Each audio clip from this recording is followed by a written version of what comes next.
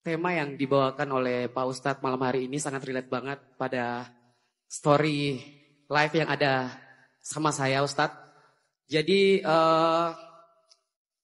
sebelum saya ke pertanyaan Ustadz, saya mau sedikit cerita. Saya adalah anak kedua dari 5 bersaudara yang dibesarkan di keluarga yang lengkap dan sederhana Ustadz. Saya dididik oleh kedua orang tua saya, oleh ibu dan ayah saya sebagai orang yang mandiri. Saking mandirinya Ustadz, segala sesuatu hal yang ada di keluarga saya pasti menanggungnya ke saya semua Ustadz. Salah satu contohnya, saya menurunkan ego saya untuk ke jenjang pernikahan, untuk mendahulukan kakak saya. Saya memakai seluruh tabungan saya untuk kakak saya Ustadz. Tetapi Ustadz, saya percaya bahwa segala ke kemudahan yang saya selalu dapatkan pasti berasal dari keluarga saya, Ustadz, khususnya. Dan saya percaya bahwa takdir yang telah Tuhan tentukan buat saya, Ustadz, itu menjadi yang terbaik. Walaupun itu berat, Ustadz, buat saya. Singkat cerita, Ustadz, di akhir tahun 2024 kemarin, Ustadz, tepatnya di bulan Oktober, saya jatuh sakit, Ustadz. Saya 3 bulan di rumah sakit, bolak-balik rumah sakit, Ustadz. Sampai sudah ada di titik saya sudah menyerah dengan kehidupan saya, Ustadz. Saya berpikir bahwa apa yang terjadi ketika saya sudah tidak ada, gimana adik-adik saya, gimana kedua orang tua saya, gimana tim saya yang ada di kantor, Ustadz. Karena saya adalah seorang leader juga, Ustadz, di tempat saya bekerja. Saya memikirkan itu, Ustadz, sampai saya berdoa dalam sujud saya ketika saya sholat bahwa kalau saya sudah tidak berguna lagi di dunia ini, Tuhan tolong ambil saya. Seperti itu, Ustadz. Tetapi Allah maha baik, Ustadz. Allah maha penyayang. Allah maha pemberi kesembuhan. Di awal tahun 2025, Ustadz, di tahun ini, di Januari kemarin, saya diberi kesempatan buat bangkit lagi, survive. Saya recovery, saya sehat kembali, Ustadz. Dan Alhamdulillah, Ustadz, pada saat saya sakit, Ustadz, masalah datang bertubi-tubi. Terus saya dijauhkan dari orang-orang terdekat saya. Karena saya percaya Tuhan mau memberi ujian kepada hambanya bukan dari orang lain, tetapi dari orang terdekatnya sendiri. Terus yang ketiga, saya diberi gunjingan, Ustadz. Walaupun itu beritanya benar atau tidak, tapi saya percaya Allah akan mengangkat derajat saya. Dan sekarang, Ustadz, saya merasakan itu. Segala sesuatu yang saya kerjakan selalu dimudahkan. Baik itu di dalam pekerjaan apapun yang lain, Ustadz. Dan alhamdulillahnya, Ustadz, sekarang saya diberi anugerah, diberi rezeki yang sangat berlimpah ruah, Ustadz. Datangnya dari segala arah yang saya tidak tahu itu dari mana. Saya percaya bahwa itu adalah hikmah dari ujian yang Tuhan telah berikan kepada saya, Ustadz. Terus yang kedua, Ustadz, yang pertama pertanyaannya, mohon maaf. Pertanyaannya, apakah tadi ujian yang saya lalui sekarang adalah hikmah yang saya dapatkan, Ustadz. Terus yang kedua, bagaimana saya menyikapi keluarga saya, Ustadz, yang selalu mungkin membebankan kepada saya. Tetapi kadang saya juga kesal, Ustadz. Tetapi itu biasa kalau saya renungkan kembali, Ustadz, itu sudah menjadi tanggung jawab saya. Tetapi kalau orang berpikir ya, mungkin orang berpikir awam bahwa itu bukan sepenuhnya tanggung jawab saya. Tetapi mungkin tadi Ustadz bilang ada salah satu mungkin anggota keluarga, mungkin Allah menunjuk saya untuk bisa memenuhi itu, Ustadz. Kita berbaik sangka aja sama Allah. Jangan sampai kita malah dikasih nikmat curiga. Ini kayaknya kalau habis dikasih nikmat nih mau dikasih ujian. Jangan kayak gitu. Sama Allah mending berbaik sangka. Kalau dikasih sakit, baik sangkanya mau digugurkan dosa, mau diangkat derajat. Kalau dikasih nikmat, berbaik sangkanya Allah ingin memberikan saya kemudahan setelah kesulitan. Jadi terus saja berbaik sangka sama Allah. Insya Allah hidup kita seperti apa yang kita persangkakan.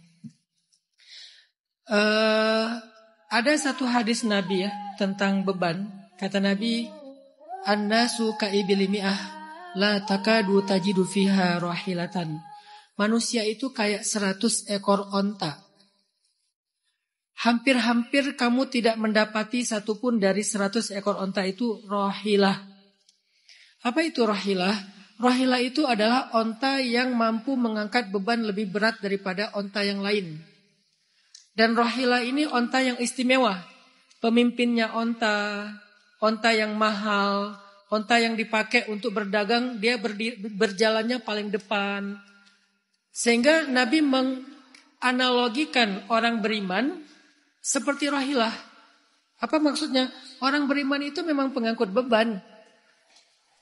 Dia itu gak hidup hanya untuk dirinya sendiri. Dia hidup untuk juga bermanfaat bagi orang lain. Dan orang lain di sini yang paling dekat dengan kita, keluarga.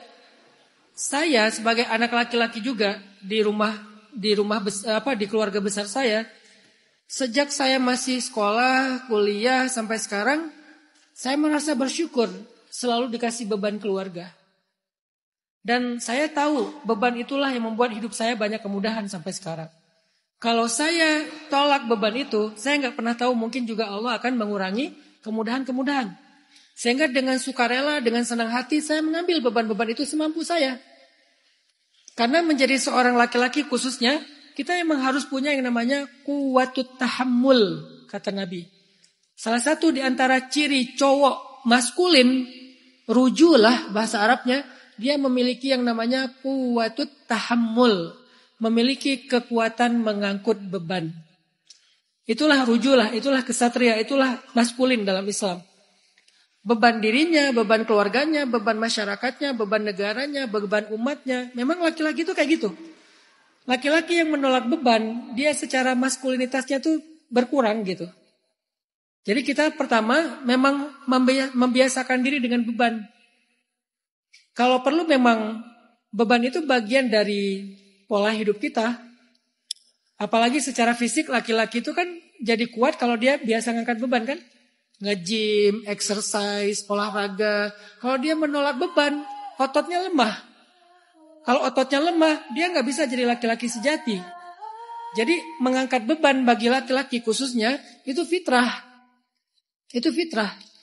Jadi biasakanlah diri kita dengan fitrah itu. Jangan terlalu ngerasa kayak, aduh kayaknya aku nih gak sehat banget lah kalau misalnya bebannya terlalu banyak. Sehat justru.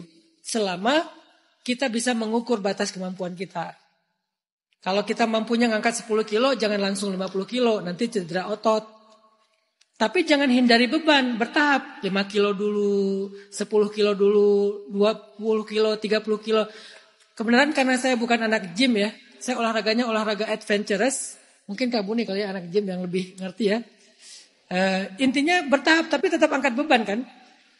Kalau kita hindari beban sama sekali, kita gak akan pernah jadi apa-apa. Itu secara fisik kayak gitu, secara psikis juga kayak gitu. Jadi Bang Anwar, beban keluarga itu adalah salah satu cara Allah memunculkan sisi-sisi kelakiannya Bang Anwar. Rujulah atau maskulinnya Bang Anwar. Kedua, tapi kita juga harus bisa ngukur diri. Beri porsi yang sehat. Beban orang lain berapa yang kita ambil, beban diri kita pribadi juga berapa yang kita pikirkan. Jangan sampai kita jadi orang yang sangat baik ke orang lain tapi zalim ke diri kita sendiri. Tapi jangan gara-gara terlalu self love kita menghindari ngangkut beban orang lain. Itu namanya egois. Yang paling baik adalah balance.